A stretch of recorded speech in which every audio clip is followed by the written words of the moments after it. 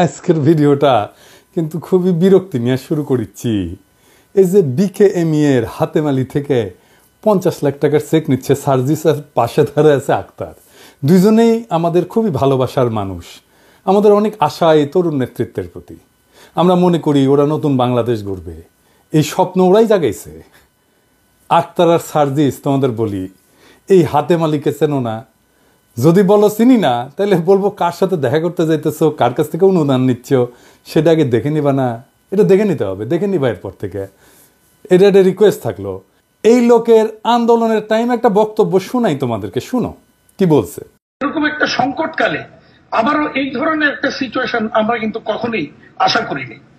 আজকে এই যে তাণ্ডব আমরা গত কয়েকদিন দেখেছি, আমরা আশা করব সরকারের গোয়েন্দা সংস্থা এবং সরকারের গুরুত্বপূর্ণ যারা আছেন দায়িত্বে, তারা এই বিষয়গুলি নিশ্চয়ই উদ্ঘাটন করবেন এবং তাদের বিরুদ্ধে প্রয়োজনীয় ব্যবস্থা নেবেন। এর মধ্যে আমরা সরকারের পাশে সবসময় ছিলাম, এখনো আছি, ইনশাল্লাহ আপনার পাশে আমরা থাকবো। ব্যবসায়ী সমাজ সবসময় আপনার পাশে। ওর হাতে কি রক্তের দাগ লেগে নাই? ওর 50 লাখ টাকা ছাড়া চলতেছিল না, টাকাটা ফেরত দাও। আমারও তো টাকা নাই, তাও আমি 1 মাসের মধ্যে তোমাদের 50 লাখ টাকা তুলে দেবো, প্রতিশ্রুতি দিলাম। ভিক্ষা করবো, ভিক্ষা ভিক্ষা। ওইতে কোনো গ্লানি নাই আমার সন্তানেরা শহীদ হয়েছে, তাদের পরিবারের জন্য 50 লাখ টাকা পাওয়া যাচ্ছে না, এর জন্য হাতেমালির কাছে তোমাদের হাত পাততে হচ্ছে। তা না হয় আমি ভিক্ষাই করলাম, কোন অ্যাকাউন্টে টাকাটা দিতে হবে জানা দিয়ে দিব নিয়ে। এবার আসেন আজকের আলাপে আসি। আজকে যে আলাপগুলো করবো, এই তথ্যগুলো সারা সারা ভাবে পাইতেছিলাম নানা সূত্র থেকে, একই তথ্য। এইগুলা এমন তথ্য ভেরিফাই করা যায় না, কিন্তু রাজনৈতিক ঘটনাবলী যা যা ঘটতেছে ওই তথ্যের সাথে মিলা যায়। অনেক কেনর অর্থ খুঁজে পাওয়া যায়। আপনারাও শোনেন, আপনারাও দেখবেন এক বিশাল ধাঁধা মিলে গেছে কেন কি ঘটতেছে। আসেন শুরু করি। ওয়াকার খুব চাপে আছে 2 কারণে। প্রথম চাপে আছে, সরকার গুমে জড়িত 24 জনের পাসপোর্ট বাতিল করেছে আর দেশ থেকে নিষেধাজ্ঞা দিচ্ছে। এরা সবাই সেনা অফিসার। ওয়াকার এটা ঠেকাইতে পারি নাই, চেষ্টা করেছিল কলে। এই নিয়ে আর্মির একটা অংশে ক্ষোভ আছে, কারণ এই তালিকা পূর্ণাঙ্গ না, আরো অনেকেরই নাম আসার সম্ভাবনা আছে। তাই অনেকেই বিলা ওয়াকারের উপরে। এটা দেখলে একদিকের কথা। আবার মিস্ত্রি আইসা নিয়ম বহির্ভূতভাবে দেখা করে গেছে ওয়াকারের সাথে। এটা আর্মির ন্যাশনালিস্ট অংশ, যেটা সবচেয়ে বড়, তারাও হয়েছে বিলা। আবার শোনা যাইতেছে ওয়াকারকে নাকি 3টা প্যাকেট দিয়ে গেছে। তো প্যাকেটের মধ্যে কি আছে জানি না, কিন্তু ওয়াকাররা প্যাকেট করে ফেলছে। প্যাকেটের মধ্যে কইতেছে এমন কোন কমিউনিকেশন ডিভাইস হয়তো আছে, যেগুলা দিয়া ওয়াকারের সাথে ইন্ডিয়া খুব সিকিউর লাইনে কথা কইবার পারবে, গুটু করবে পারবে। তো যাই হোক, তো এখন ওয়াকার যাবে কই? তারে এখন কে বাঁচাবে? সে ছুটে গেছে খালেদা জিয়ার কাছে। সে বিএনপির সাপোর্টটা নিয়ে নিল, ন্যাশনালিস্ট আর্মি অফিসার আর সৈনিকদের দেখাইলো, দেখো আমিও তো ন্যাশনালিস্ট, দেখো খালেদা জিয়ার সাথে আছি আমি, আমার উপরে বিলাহ কেন, আমি কি তোমার পর? চাপটা একটু কমলো, তাই না? এখন প্রশ্ন হইতেছে, মিস্ত্রির কি এমন দায় পড়লো যে ওয়াকারের সাথে এসে দেখা করাই লাগলো? ইন্ডিয়া চায় তার আরেক দাস এরশাদ ক্ষমতা থেকে উৎখাত হইয়া সামেসি কোনো যেমন রাজনীতি করে গেছে, ঠিক তেমনে আওয়ামী লীগ রাজনীতি করুক। এর একটা প্ল্যান করেছে, সে প্ল্যানটাই ওয়াকারের কানে দিছে পানি পড়ার মতো কইরা। আচ্ছা, এটা ইন্টারেস্টিং কথা বলি। বাংলাদেশের 3টা ইন্ডিয়ার সেবাদার শাসক ছিল, মুজিব, এরশাদ আর হাসিনা। 3 জনের পরিণতি এক, ক্ষমতা থেকে উৎখাত। আগামীতে যারা ইন্ডিয়ার সেবাদাস লাইনে আসতে চান, এই ইতিহাসটা মাথায় রেখেন, কামে দিবে। বাংলাদেশে ইন্ডিয়ার সেবাদাসদের কোনো জায়গা নাই। হাসিনাকে কেন ইন্ডিয়া চায় বাংলাদেশে? কেন হাসিনার রেহানার আন্ডা বাচ্চাদেরকে দিয়া করলো না, বা আওয়ামী লীগের অন্য কোনো নেতাদের দিয়া করলো না? তারা দেখিছে আওয়ামী লীগে আর কোনো ইউনিফাইং ফিগার নাই, মানে যারে দিয়া পুরো আওয়ামী লীগকে ইউনিফাইড করা যায়, ঐক্যবদ্ধ করা যায়। জয়রে দিয়া চেষ্টা করছে, বুঝে গেছে ওরে দেওয়া হবে না। জয় গল্ফ খেলিচ্ছে, দেখেন ওই নিজের লাইনে ফিরে গেছে। ওর বুড়ি দেখেছেন? হ্যাঁ, বুড়িটা দেখে দেন। এইটা সাহেব মাল টেনবি, দিন রাত কাম কাজ নাই, বুড়ি হবি না। আবার ডেটিং অ্যাপস ইউজ করে গার্লফ্রেন্ড জুটেছে। আমি বুঝি না, বুঝছাও। ওই যে কুত্তাটা নিয়ে বসে থাকিছিল না, কুত্তাটা গলে সুন্দরী আসিল করলে, তা আমার গার্লফ্রেন্ড লাগে কেন বুঝি না। আবার ওর কাজিন টিউলিপের বিরুদ্ধে দুর্নীতির অভিযোগ উঠেছে। ফ্ল্যাট নিছে, ফ্ল্যাট বিনা পয়সায়। ওই ফ্ল্যাট নিয়ে লিটনের ফ্ল্যাট বানাবি, ওই ওর চাকরি বাকরি তো যাবে, তো আয় উপার্জন ক্যাঙ্কা করে হবি, ওই লিটনের ফ্ল্যাট দিয়ে আয় উপার্জন করবি। তো যাই হোক, আবার টিউলিপের বোন রূপন্তী ও ধরা খাইছে, ওই একই ফ্ল্যাট কিচ্ছা। ফ্ল্যাট এত পছন্দ ওদের, লিটনের ফ্ল্যাট, বুঝছাও। পুতুলেরা 5 হাত লাতি দিয়া বিশ্ব স্বাস্থ্য সংস্থা থেকে খেতাবি, আমি কয়ে দিলাম, লিখে রাখেন, ববিও ধরা খাবি, না ওয়েট করেন।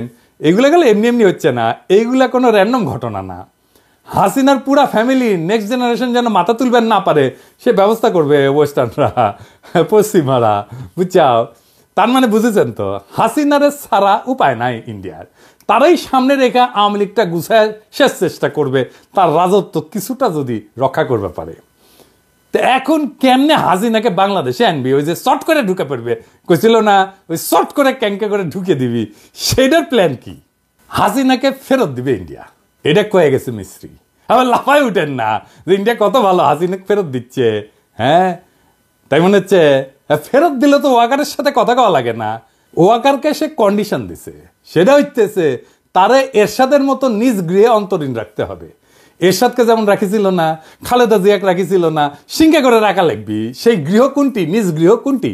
গোপালগঞ্জের টুঙ্গিপাড়া, উঠি থাকবে হাসিনা। আর কি হাসিনার দলকে নির্বাচন করবে দেওয়া লাগবে। মির্জা ফখরুল প্রফেসর ইউনূসকে গিয়া কয়ে আসছে না, এটা সাহেব ওটা দেখান যে মির্জা ফখরুল কয়ে আসছে প্রফেসর ইউনূসকে। বিএনপিকে তার রেটরিক বদলাইতে হবে, তার রাজনীতির ভাষা, স্লোগান এই সমস্ত বদলাইতে হবে, বক্তৃতা বদলাইতে হবে। তাহলে মুক্তিযুদ্ধের কথা, 72-এর সংবিধানের কথা কওয়া লাগবে। আর জামাতের সাথে দূরত্ব সৃষ্টি করা লাগবে, জামাতে গেলানো লাগবে। কি করছে? 72-এর সংবিধানের কথা কইছে, মুক্তিযুদ্ধের কথা কইছে, লাগিছে, এবার মিলিচ্ছে। তার মানে ইন্ডিয়া চাইতেছে আওয়ামী লীগের শূন্য স্থান এটা আওয়ামীকৃত বিএনপিকে দিয়া পূরণ করবি। ইন্ডিয়া জানে বিএনপি জিতবি ইলেকশনে, তো এটা শুনে বিএনপির লোকেরা খুশি হয়ে গেছে যে দাদা কইছে যে জিতবি, যে তার চান্স আছে, এটা ঠিক। যাই হোক, আয় আলাপে পরে এসেছি। এই কারণে বিএনপির উপরে ধরেছে বাজি ইন্ডিয়া, বিএনপিরে ডিস্টার্ব দিবি না ইন্ডিয়া এই 5 বছর, এটা কইছে। এটা হইতেছে আন্ডারস্ট্যান্ডিং। এইবার আপনারা আশেপাশে যা ঘটতেছে তা মিলে যেতেছে, তাই না? কেন কোনটা ঘটতেছে? ওয়াকার এসে খালেদা জিয়ার কাছে আত্মসমর্পণ করছে, আশ্রয় চাইছে, ইন্ডিয়ার সাথে আন্ডারস্ট্যান্ডিং হয়ে গেছে, তাই বিএনপি আকাশে উঠতেছে, ক্ষমতার তো চলে আসিছে। খারান খারান একটু খারান, এত তাড়াতাড়ি উল্লাস করেন না। হ্যাঁ, বিএনপিরে ইন্ডিয়া যে ডিস্টার্ব দেবেন না, দেশের মানুষকে ধঞ্জা, তারা ঠাসি খায় বসে থাকবে। ভোটের হিসাব জানি না, বলা মুশকিল, কিন্তু একটা কথা বিএনপি কই, আপনাদের যত প্রস্তুতি থাকুক, আপনাদের ভোটে হারায় দেওয়া কোনো ব্যাপার না। একটা সিরিয়াস টিম যদি কাজ করে 3 মাস মাত্র, আপনার বিরোধী শক্তিগুলো যদি ঐক্যবদ্ধ হয়ে যায়, কয়েকটা স্ট্র্যাটেজিক মুভ নেয়, আপনি হারবেন কিনা জানি না, কিন্তু আপনার আসন সংখ্যা ব্যাপকভাবে কমায় দেওয়া যাবে। কেউ যদি এটা করে কি হবি? আমি যা যা কইলাম তা যদি ঘইটা যায়, মানে হাসিনা যদি আসে, গোপালগঞ্জে যদি ঘাটি গাড়ে, আওয়ামী লীগ যদি নির্বাচন করে, বিএনপি অজুহাত দিবে আমাদের কি দোষ, এটা তো প্রফেসর ইউনূসের সরকার করেছে। কিন্তু আমরা জানি বিএনপি ওকে সিগন্যাল না পাইলে প্রফেসর ইউনূস কোনোটাই করবে না। বিএনপি যদি ইন্ডিয়ার সাথে নেগোসিয়েশন করেন, তাই বিএনপির কর্মীরা, নেতারা লিখে রাখেন এই নির্বাচনে জিতে ক্ষমতা হয়তো নিতে পারবেন, কিন্তু রাষ্ট্র চালাইতে পারবেন না। পুরা টার্ম পূরণ করতে পারবেন কিনা আমার সন্দেহ আছে। ওই টার্মই আপনাদের শেষ টার্ম হবে। আপনারা আর সরকার গঠন করতে পারবেন না জিন্দেগিতে। আপনারা এই জুলাই আগস্ট বিপ্লবের চেতনা ধারণ করতে পারবেন না, এটা করতে হবে ধারণ। এটা মনে করেন না যে আপনাদের হুদায় বদনাম করিচ্ছি। হ্যাঁ, খুবই বিশ্বাসযোগ্যভাবে ক্যালকুলেট করে দেখাই দেওয়া যাবে কেন আপনারা আর ক্ষমতা আসতে পারবেন না যদি ইন্ডিয়ার সাথে নেগোসিয়েট করে আসেন। এটার বাইরে আরো 2টা কারণ আছে। আপনাদের রাষ্ট্র চালানোর প্রস্তুতি নাই। প্রায় 18 বছর আগে যারা মন্ত্রী ছিল তারা কেউ আর কর্মক্ষম না। আপনাদের সরকার হবে কচিকাচার মেলা, কারোই রাষ্ট্র পরিচালনার অভিজ্ঞতা থাকবে না। আপনাদের 31 দফায় তার প্রমাণ আছে। ওইটা নিয়ে এত কাছাকাছ হয়েছে, এটা নিয়ে আলাপ করবো নি আরেকদিন।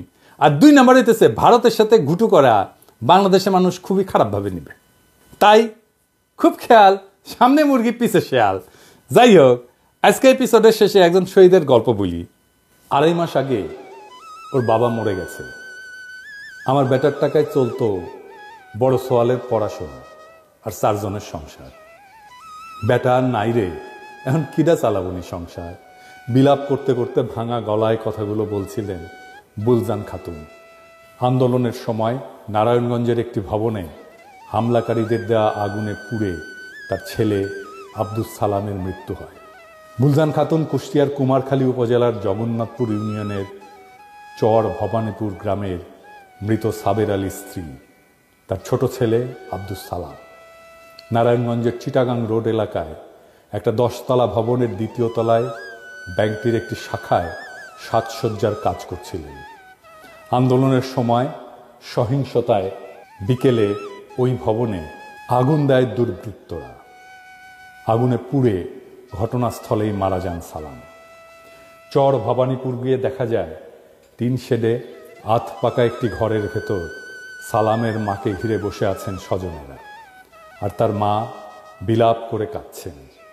আরেক কক্ষে বাকরুদ্ধ হয়ে শুয়ে আছেন সালামের স্ত্রী মারিয়া খাতুন। কথা বলার শক্তি হারিয়ে ফেলেছেন তিনি।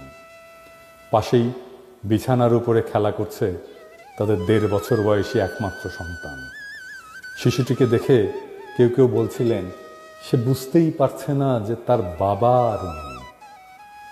সালামের বড় ভাই আলামিন বলেন, শনিবার বিকেলে হঠাৎ ফোন দিয়ে সালাম আমাকে বলল, ভবনে আগুন দিয়েছে, ধোঁয়ায় কিছু দেখা যাচ্ছে না, শ্বাস নিতে কষ্ট হচ্ছে, আমি মনে হয় আর বাঁচব না, তুই আমার স্ত্রী, সন্তান আর মাকে দেখে রাখিস। নিহত সেলিমের স্ত্রী শোভা খাতুন জানান, গত বিকেলে ফোনে সেলিমের সঙ্গে শেষ কথা হয়েছিল। ফোনে বারবার তিনি বলছিলেন, প্রচুর ধোঁয়া, নিঃশ্বাস নেওয়া যাচ্ছে না, হয়তো আর বাঁচব না, বাবা, মা আর মেয়েকে দেখে রাখিস। বিলাপ করতে করতে শোভা বলছিলেন, এখন আমাদের দেখবে কে? 3 বছরের মেয়েকে নিয়ে কোথায় যাব? শহীদ সালামের পরিবারকে যদি আপনারা খুঁজে পান, আমার কাছে নিয়ে এসেন, আমার সাথে পরিচয় করিয়ে দিন। আমার সীমিত সামর্থ্য দিয়ে এই পরিবারটির দায়িত্ব নেব। এমন হাজার হাজার সেলিমের মৃত্যুর জন্যে যারা দায়ী, তাদের নিয়ে ভোট করতে চায় বিএনপি। তাদের কিভাবে রক্ষা করা যায় সেই প্রজেক্ট নিয়েছে বিএনপি। দলে দলে আওয়ামী লীগাররা ঢুকতেছে বিএনপিতে। প্রমাণ চান? দেখেন।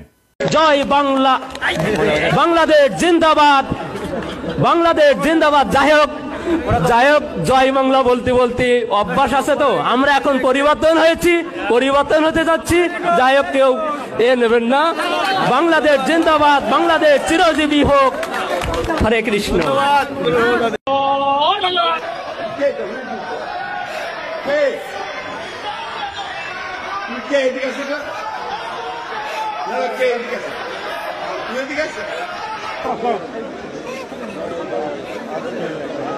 আপনার ভক্ত এইভাবে করতে চান, বুঝছেন তো?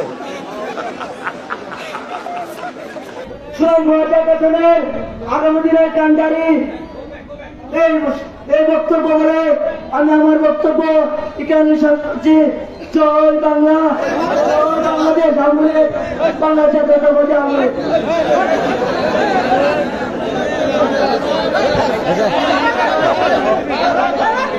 জয় বাংলা মানে ধ্বংস, নষ্ট। এই ধ্বংস আর নষ্টকে দলে ঢুকায় আপনি আগামীর বাংলাদেশের রাজনীতি করবেন, ভাবছেন চালায় দেবেন? দেখেন, আপনারা যা ভালো মনে করেন, গুড লাক। জুলাই আগস্ট বিপ্লবের পরে বাংলাদেশে নতুন রাজনীতি নির্মিত হবে। ওই বিপ্লবের ময়দানের লালিত স্বপ্নকে বাস্তব করে তুলতে হবে। শহীদের রক্তের দাগ এখনো শুকায় নাই, তার অন্তিম শয়নের মাটি এখন আমাদের অশ্রুতে ভেজা।